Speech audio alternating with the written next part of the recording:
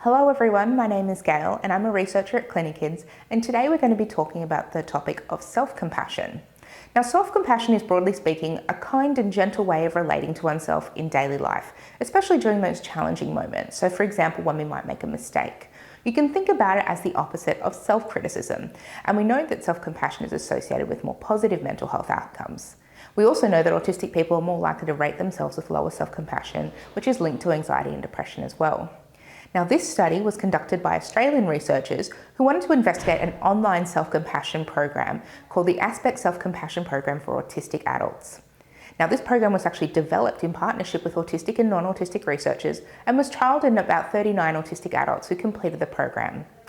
Now, most participants rated the program as good or excellent, would recommend it to other people, and consider the program was helpful. Now, in terms of clinical outcomes, there were very significant improvements in participants' self-compassion, positive affect and psychological well-being, and participants reported reductions in negative affect, anxiety and depression symptoms, and emotion regulation difficulties. The study also found that about half of autistic participants experienced a phenomenon known as backdraft, which is an initial adverse reaction or distress when starting self-compassion practices, and it's something that is commonly reported in the literature.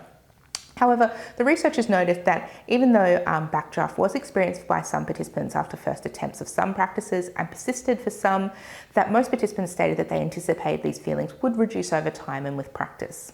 So the researchers concluded that this pilot study provided evidence that self-compassion practices could be considered useful and helpful for autistic people, either in a self-guided format or guided with a therapist, but that we do need further research to understand for which autistic people, depending on their history and their background, these practices might best be suitable for. The program is currently available for free for autistic people and for access by mental health professionals who want training in the program, so see the video description for some more information.